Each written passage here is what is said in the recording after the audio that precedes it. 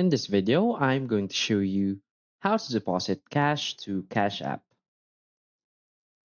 So please watch the video until the end and follow this tutorial step by step to avoid making mistakes. So let's get started.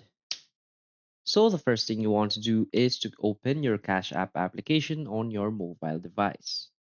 Now to add cash to your Cash App balance, what you want to do is to tap the Money tab on your Cash App home screen.